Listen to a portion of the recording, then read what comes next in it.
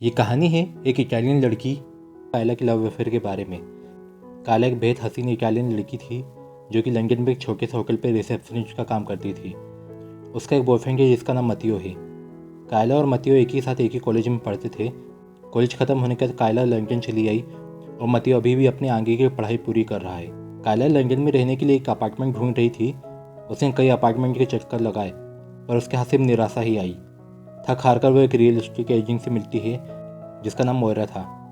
मोयरा उसकी बातों से समझ जाती है कि वो एक इटालियन है और वो इटली के बेने शहर से बिलोंग करती है, जिससे कायला थोड़ा सा शॉक्ड हो जाती है कि मेरी भाषा से मैं इटली की हूँ ये तो समझ में आता है, पर मैं किस शहर से हूँ ये इसे कैसे पता चला। मोयरा उसे बताती है कि उसका एक्स हस्बैंड भी बेने से था और वो उसी की तरह इंग्लिश बोलता था, इसलिए वो जान गई कि वो कहाँ से है। मोयरा उसे बताती है कि अभी कोई अपार्टमेंट खाली नहीं है, पर थिम्स नदी के पास एक अपार्टमेंट खाली है जो कि थोड़ा सा महंगा है, लेकिन अगर तुम चाहो तो मेरी वजह से वो कम दाम में मिल सकता है। मोयरा बायसेक्सुअल थी। उसकी नज़र कायला पे थी। वो कायला को इधर उधर छूने लगती है। कायला को अपार्टमेंट तो चाहिए था, लेकिन वो मोयरा के साथ गलत रिलेशनशिप रखने के लिए तैयार नहीं थी। दूसरी तरफ मतियो को देखते हैं जो कि अपने फाइनल एग्जाम को लेकर थोड़ा सा परेशान था। उसका दोस्त उसे इस टेंशन में बाहर आने के लिए किसी लड़की के साथ अफेयर रखने की सलाह देता है। वो कहता है कि सारी लड़कियाँ एक जैसी होती है, ज़्यादातर लड़कियाँ अपने पार्टनर को चीट कर रही होती है। उसकी बात सुनकर मतियो कायला को लेकर परेशान हो जाता है। उसे लगता है कि शायद कायला भी लंदन में किसी के साथ हो और उसे चीट कर रही हो। तभी कायला का कॉल आता है। वो बहुत खुश थी। वो उससे कहती है कि कल वो अपार्टमेंट देखने जा रही है। मतियो अपने दोस्त के सामने कायला से बात करने में हिचकिचा रहा था, इसलिए वो चाहता था कि कायला फ़ोन रख दे, लेकिन कायला उसे बहुत सारी बात बताना चाहती थी। वो मतियो को मोयरा के बारे में बताती है कि कैसे मोयरा उसकी खूबसूरती पर फिदा हो गई है और उसे घर सस्ते में दिला रही है। वो उससे कहती है कि अब वो और इंतज़ार नहीं कर सकती। वो चाहती है कि मतियो जल्दी से जल्द उसके पास आ जाए। फ़ोन रखते हुए कायला मतियो को उसके इटली वाले घर में जाकर कुछ सामान साथ में लाने के लिए कहती है। अब अगले दिन मोयरा कायला को अपार्टमेंट दिखाने जाती है। अपार्टमेंट में घुसते ही वो फिर से उसमें किराया करना शुरू कर देती है और फिर से वो उसे इधर उधर छूने लगती है और जबरदस्ती करके इस बार उसके साथ इंटीमेट हो जाती है। इधर मतियो कायला का सामान लेने उसके इटली वाले घर पर जाता है।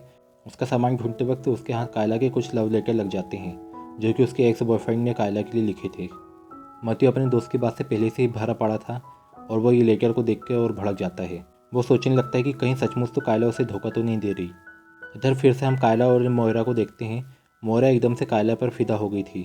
वो चाहती थी कि कायला भी उसके साथ इन्वॉल्व हो, क्योंकि वो अभी भी एक तरफा रिलेशनशिप चला रही थी।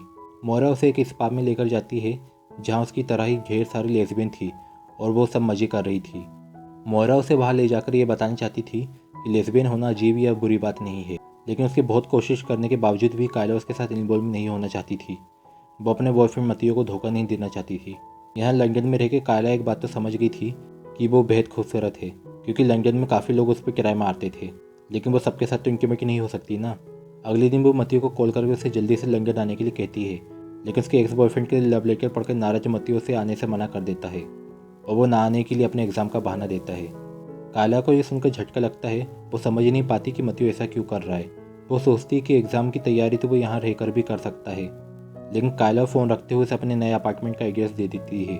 उसे भरोसा था कि मतियो का दिमाग शांत होगा तो वो खुद चला आएगा। तभी उसे मोयरा का कॉल आता है। वो उसे एक पार्टी में इनवाइट करती है। अब कायला का मन तो नहीं था, पर वो रिलैक्स होने के लिए उस पार्टी में चली जाती है। पार्टी में मोयरा का एक हस्बैंड भी आया था।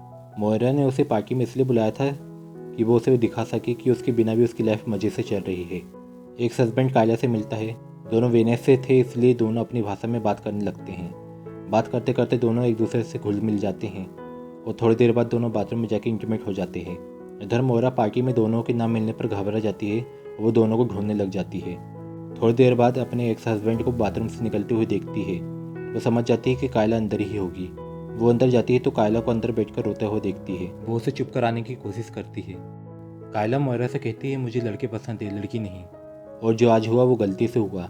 मैं मतियो को चीट नहीं करना चाहती थी। मोयरा कायला के इमोशन का फ़ायदा उठाने की सोचती है और उसे छूकर स्वीकृत करने की कोशिश करती है। फिर मोयरा कायला को उसी के अपार्टमेंट में ले जाती है जहाँ दोनों इंटीमेट होकर सारी हदें पार कर जाते हैं। जिस तरह मतियो ने कायला से बात करके फ़ोन रखा था, उससे कायला ने तो सोच लिया था कि मतियो अब कभी नहीं आएगा, लेकिन सुबह मतियो उसके घर के गेट पर खड़ा था। जब वो गेट खोलती है तो मतियो उसे अधनंगा देखता है और मोयरा उसे बिना कपड़ों की दिखती है। मोयरा बिना कोई आवाज़ करे वहाँ से धीरे से चली जाती है। कायला अंदर ही अंदर घबरा जाती है कि वो मतियो को कैसे फेस करेगी। मतियो भी उसे उसके लव लेटर और उसके एक्स बॉयफ्रेंड के साथ उसकी कुछ इंटीमेट फ़ोटो दिखाकर उसे जवाब मांगता है और वो मोयरा के साथ भी उसके अफेयर के बारे में पूछता है। कायला उसके एक्स बॉयफ्रेंड वाली बात पर उसे बताती है कि वो उसे एक टूर पर मिली थी और वो दोनों कुछ दिन ही साथ में रहे थे। बाद में वो अपने देश चला गया, फिर वो वहीं जाकर उसे खत लिखता था। कायला आगे बताती है कि अब वो सिर्फ मतियो से प्यार करती है और उसके अलावा किसी और के बारे में सोचती भी नहीं। मतियो बहुत गुस्से में था, उसे कायला की किसी बात में यकीन नहीं होता। उसके बाद वो वहाँ से अकेले के लिए जाने के लिए निकल जाता है और जाते जाते कायला से कहता है कि तुम मुझे खत लिखोगी, उसमें अपनी सारी बातें सही सही लिखोगी और ये भी लिखोगी कि मुझे तुम्हें माफ़ क्यों करना चाहिए। ये सब लिखकर तुम मुझे पोस्ट करोगी। ये खत पढ़कर मैं डिसाइड करूँगा कि मुझे तुम्हें माफ़ करना चाहिए या नहीं। मतियो वहाँ से निकल कर जाने लगता है। उसे रास्ते में एक पार्क दिखता है जहाँ कई सारे कपल एक दूसरे के साथ एंजॉय कर रहे थे। उन्हें देखकर मतियो को एक पुरानी बात याद आती है कि जब वो और कायला इटली में थे तो दोनों एक दूसरे के साथ इंटीमेट हुए थे। इंटीमेट होने के बाद मतियो कायला के घर से अपने घर की तरफ जा रहा था तो उसे कायला की एक दोस्त कपड़े आयरन करती दिख जाती है। मतियो उसे ऐसी हालत में देख के भाग जाता है और वो औरत उससे कहती है कि उसका हस्बैंड घर पे नहीं है। ये सुनकर मतियो उसके साथ इंटीमेट होने लगता है, लेकिन थोड़ी देर बाद वो देखता है कि उसका हस्बैंड उन्हें छुपकर इंटीमेट होता देख रहा है और उन दोनों को इंटीमेट होता देख उसे मजा आ रहा है। ऐसा ही हादसा उन्हें पार्क में देखा जहाँ एक आदमी उसकी वाइफ को किसी और मर्द के साथ देखकर एंजॉय कर रहा है। उसे एहसास होता है कि उसकी वाइफ के इतने सारे अफेयर होने के बाद भी उन दोनों के बीच में प्यार कम नहीं हुआ।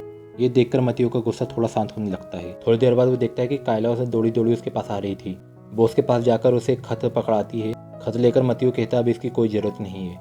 वो खत वहीं फाड़ कर फेंक देता है और उसे किस करने लगता है और इसी के साथ ये मूवी ख़त्म हो जाती है। उम्मीद है आपको ये मूवी पसंद आई होगी और अगर ऐसा है तो वीडियो को लाइक करें और चैनल को सब्सक्राइब करके बेल आइकन भी दबा दें। और मैं मिलता हूँ आपसे अगली वीडियो में किसी और मूवी के एक्सप्लेन के साथ। तब तक के लिए जय हिंद।